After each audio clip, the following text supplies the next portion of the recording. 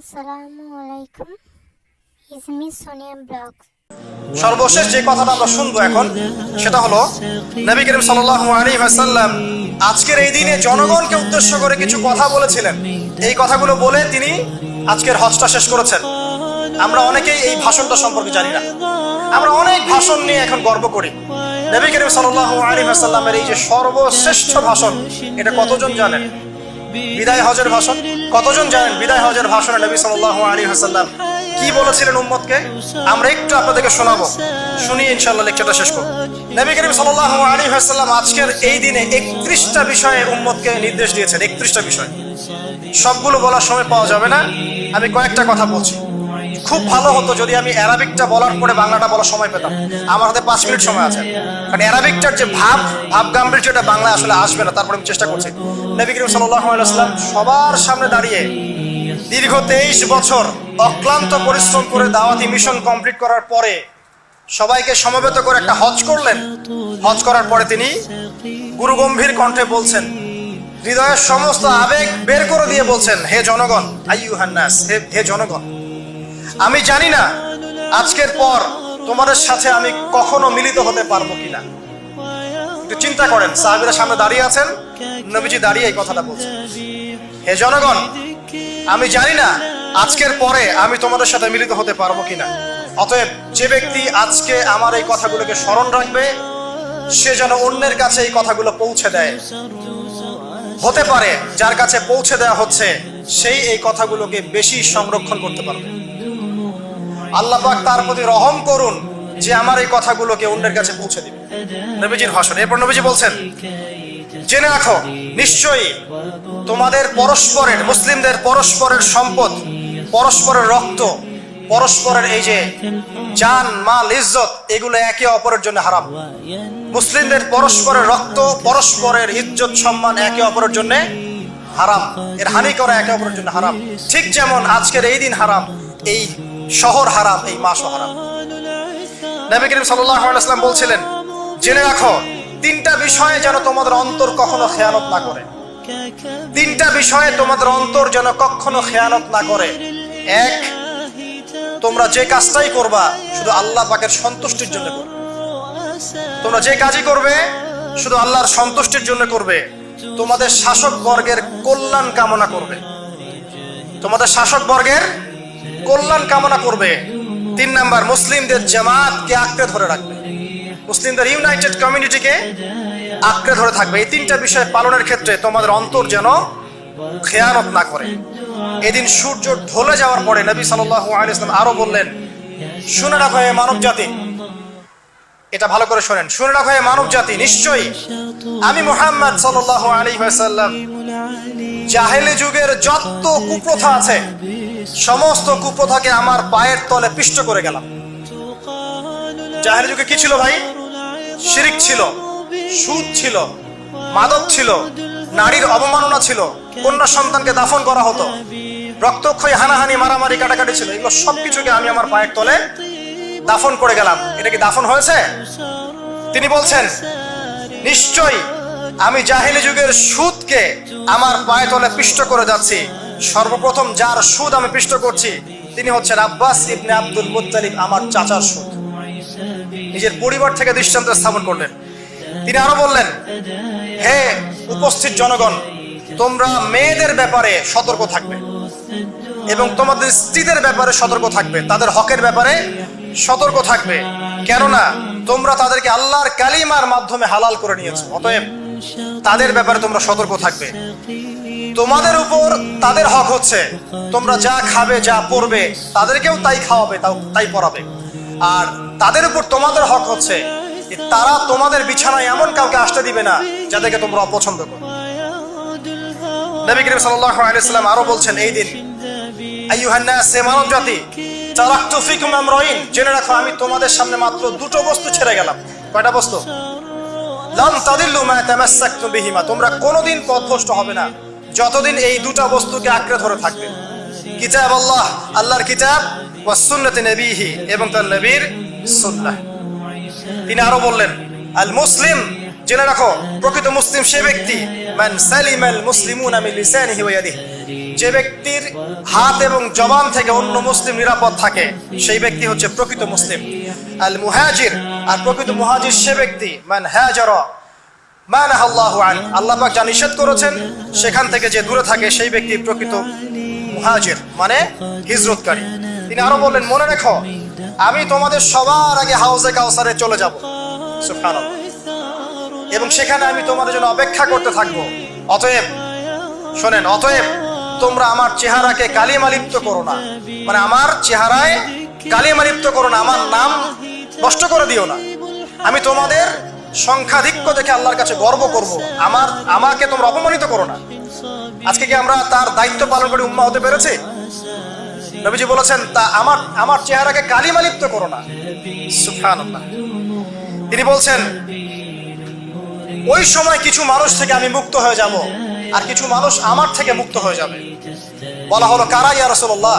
তিনি বলছেন, আল্লাহ পাককে আমি বলবো, ইন্নাহুম মিন্নি, হে আল্লাহ এরা আমার উম্মাহ, এরা আমার উম্মত, আমার সাহাবী। আল্লাহ পাক বলবেন, ইন্নাকা লা তাদরি মা আহদাসা বা'দাক, তুমি জানো না হে নবী, তোমার মৃত্যুর পর এই মানুষগুলো, পরবর্তী মানুষগুলো তোমার দিনের মধ্যে কত বেদাত সংযোজন করেছিল। তিনি আরো বলেছিলেন, হে জনগণ জেনে রাখো, প্রত্যেক পরিবারের জন্য প্রতি বছর একটা করে পশু জবাই করার বিধান, প্রত্যেক পরিবারের জন্য, সামর্থ্যবান পরিবারের জন্য প্রত্যেক বছর একটা করে পশু জবাই করার বিধান রয়েছে।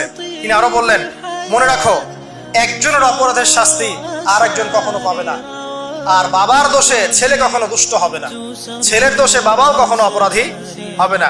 তিনি আরো বললেন, জেনে রাখো হে মানব জাতি, নিশ্চয়ই শয়তান এই বিষয় থেকে নিরাশ হয়ে গেছে যে তোমরা শয়তানের ইবাদত করবে। শয়তান নিরাশ হয়ে গেছে, কিন্তু শয়তান নিরাশ হয়নি একটা বিষয় থেকে, যে তোমরা একে অপরে হানাহানি, কাটাকাটি, ফিতনা, ফাসাদে ব্যস্ত থাকবে, যেমনটা এখন আমরা করছি। আমরা কিন্তু সরাসরি কখনো শয়তানের ইবাদত করছি না, করছি? মুসলিমরা এখন পরস্পরে হানাহানি, কাটাকাটি, ফাসাদে লিপ্ত আছে। তিনি আরো বললেন যে একজন মুসলিমের জন্য হালাল নয় অন্য মুসলিমের সম্পদ আত্মসাৎ করা, যতক্ষণ না সে স্বেচ্ছায় খুশি মনে তোমাকে সম্পদ প্রদান করে। অতএব তোমরা একে অপরের প্রতি জুলুম করবে না। তিনি আরো বললেন, সাবধান, আমার ইন্তেকালের পরে তোমরা একে অপরের গর্দান উড়িয়ে কাফের হয়ে যেও না। সাবধান, আমার ইন্তেকালের পর তোমরা একে অপরের গর্দান উড়িয়ে কাফের হয়ে যেও না। তিনি আরো বলেছেন, একজন মুসলিম আরেকজন মুসলিমকে গালি দিতে পারে না। যদি একজন মুসলিম আরেকজন মুসলিমকে গালি দেয়, এটা হচ্ছে ফাসিকি, এবং একজন মুসলিম যদি আরেকজন মুসলিমের সাথে যুদ্ধ করে, এটা হবে এক প্রকার কুফরি। তিনি আরো বলেছেন, হে জনগণ জেনে রাখো, আমার পরে কোনো নবী নেই, আর আমার পরে তোমরা ব্যতীত আর কোনো উম্মত নেই। এর চেয়ে স্পষ্ট কথা হতে পারে? আমার পরে কোনো নবী নেই, আর আমার পরে তোমরা ছাড়া কোনো উম্মত নেই। তাহলে আমরা যখন নতুন নতুন নবী বানিয়ে নিচ্ছি, কোন কোন ক্ষেত্রে বলছি একজন ব্যক্তি ছিলেন, সে নিজে ঈসাও ছিল, সে মাহদিও ছিল, সে নবীও ছিল। দিন দিন মানুষ এই খাতায় নাম লেখাচ্ছে, সুবহানাল্লাহ। সর্বশেষ তিনি বললেন যে, যদি তোমাদের উপরে, হে মানব জাতি জেনে রাখো, যদি তোমাদের উপরে একটা নাক কাটা কালো কুৎসিত কোন আমির বা শাসকও চলে আসেন, এবং সে যদি তোমাদেরকে আল্লাহর রাস্তায়, আল্লাহর কিতাব সুন্নাহ অনুযায়ী পরিচালিত করেন, তোমরা অবশ্যই তার আনুগত্য করবে, তার বিরুদ্ধে বিদ্রোহ করবে না, তার আনুগত্য করবে। জেনে রাখো, শেষে তিনি জেনে রাখো হে মানব জাতি, আজকে থেকে কুল্লুকুম মিন আদম, তোমরা সবাই আদম সন্তান, ওয়া আদামু মিন তুরাব, আর আদম হচ্ছে মাটির সন্তান।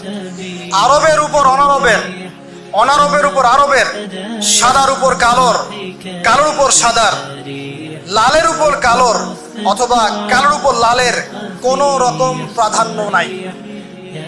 ইল্লা তাকওয়া, শুধু তাকওয়া ব্যতীত। যে ব্যক্তি বেশি মুত্তাকি, সে আল্লাহর কাছে বেশি মর্যাদার অধিকারী হবে ইনশাআল্লাহ তাআলা। সর্বশেষ তিনি আঙ্গুলটা উঁচু করলেন, নিজের শাহাদাত আঙ্গুল উঁচু করে আকাশের দিকে তাকালেন, এরপর জনগণের দিকে তাকালেন, তাকিয়ে বললেন যে, তোমাদের ব্যাপারে, হে জনগণ, তোমাদের ব্যাপারে আমাকে আল্লাহ জিজ্ঞাসা করবেন। ফামা আনতুম কাইলুন, তোমরা ওই সময় কি বলবে আমার সম্পর্কে?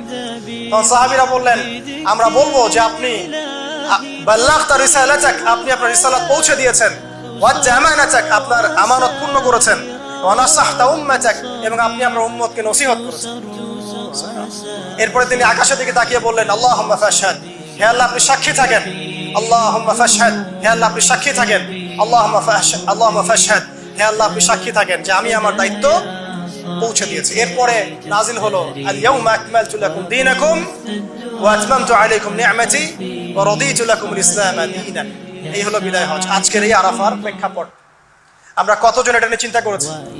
1 মিনিট একটু বলে শেষ করি। দেখেন, শেষ ওসিয়ত যেগুলো হয় মানুষের, এটা খুব হৃদয় বিদারক হয় না? বাবা ইন্তেকাল করছেন, সন্তানের জন্য ওসিয়ত করে যাচ্ছেন, মাকে দেখিস ইত্যাদি ইত্যাদি, হৃদয় বিদারক হয় না? মানুষ সারা জীবন মনে রাখে না? বাট আমরা আমাদের এই ন্যাশন, এই উম্মাহ, নবী সাল্লাল্লাহু আলাইহি সাল্লামের উম্মাহ বলে আমরা যারা দাবি করছি, আমাদের মধ্যে বেশিরভাগ মানুষ নবী সাল্লাল্লাহু আলাইহি সাল্লামের শেষ এই নসিহতগুলো ভুলে গেছি আমরা। নসিহতগুলোর মধ্যে সবচেয়ে ইম্পর্টেন্ট ছিল শিরক থেকে দূরে থাকা, সুদ থেকে দূরে থাকা, মুসলিম ভেদাভেদ না করা, শাসকের কল্যাণ কামনা করা, বিদ্রোহ না করে শাসককে উত্তম নসিহত করা। এবং আরেকটা হাদিসে তিনি বলেছিলেন 5 ওয়াক্ত সালাত আদায় করবে, সাওম পালন করবে, রমজান মাসে সাধ্যমতো সাদাকা করবে, মুসলিমদের জামাত আঁকড়ে ধরবে, ইনশাআল্লাহ হাসতে হাসতে জান্নাতে প্রবেশ করবে। আও কামা ক্বালা আলাইহিস সালাম। জাহেলি যুগের সমস্ত প্রথা ছেড়ে দেওয়া ছিল আজকের দিনের মূল মর্ম আমরা ছাড়তে পারছি না। সুদ ছেড়ে দেওয়া ছিল মূল মর্ম, ছাড়তে পারছি না। শিরক থেকে বের হতে পারছি না। বেদাতীদের ব্যাপারে ধমক দেওয়া হয়েছে, বেদাত ছাড়তে পারছি না।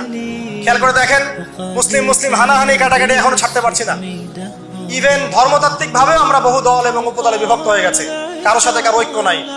সব মিলিয়ে নবী সাল্লাল্লাহু আলাইহি ওয়াসাল্লামের শেষ ওসিয়তগুলো, কিতাব এবং সুন্নাহ আঁকড়ে ধরা, এটা আমরা সবাই আঁকড়ে ধরতে পারছি না। আজকের এই দিবসগুলো এই জন্যই আল্লাহ পাক বারবার ফিরিয়ে দেন, যাতে করে এগুলো নিয়ে আলোচনা হয়, আমরা এগুলো জানতে পারি এবং আমল করতে পারি, এই চেতনাগুলো লালন করতে পারি, নিজেরাও শিখি, পরিবারকেও শেখাই, আগামী প্রজন্মকেও শেখাই ইনশাআল্লাহ তাআলা। আশা করছি ইনশাআল্লাহ আমরা যদি নাও পারি, এক সময় এমন একটা প্রজন্ম আসবে যারা নবী সাল্লাল্লাহু আলাইহি ওয়াসাল্লামের উম্মার মতো উম্মাহ হবে ইনশাআল্লাহ। অতএব প্রিয় দিনী ভাইয়েরা, আসুন আজকের দিন, জুমার দিন, আমরা এই দিনে ইবাদতগুলো বাড়িয়ে দেই, আরাফা, সাওম এবং দোয়া, জিকির আজকারগুলো বাড়িয়ে দেই, একই সাথে আসন্ন কুরবানির প্রস্তুতি গ্রহণ করি। এবং আজকের দিনে, আরাফার এই দিনে হাজীদের সাথে আমরাও শরীক হয়ে আল্লাহর কাছে বলি যে আল্লাহু আকবার, আল্লাহু আকবার, লা ইলাহা ইল্লাল্লাহ, আল্লাহু আকবার, আল্লাহু আকবার, ওয়ালিল্লাহিল হামদ। এবং নবী করিম সাল্লাল্লাহু আলাইহি ওয়াসাল্লাম রেখে যাওয়া এই যে শেষ বাক্যগুলো, এগুলো সবার কাছে পৌঁছে দেই। যে ব্যক্তি পৌঁছাবে তার উপর আল্লাহ পাক রহম করবে ইনশাআল্লাহ। এবং নিজেরা আমল করার চেষ্টা করি। আল্লাহ পাক আমাদের সবাইকে নবী করিম সাল্লাল্লাহু আলাইহি ওয়াসাল্লামের আদর্শ উম্মাহ হওয়ার তৌফিক এনায়েত করুন, আমিন। আমাদের ব্যক্তি, পরিবার, সমাজ, রাষ্ট্র, শাসক সবাইকে আল্লাহ পাক হেদায়েত দান করুন, আমিন। এবং আমাদের মধ্যে আপোষে যত ইখতিলাফ, ভুল বোঝাবুঝি আছে, এগুলোকে আল্লাহ পাক নিরসন করে দিন, আল্লাহুম্মা আমিন। أقول قولي هذا أستغفر الله لي ولكم ولسائر المسلمين. بارك الله لنا ولكم بالآية الحكيم إنه تعالى جواد كريم بر رؤوف رحيم. السلام عليكم ورحمة الله وبركاته.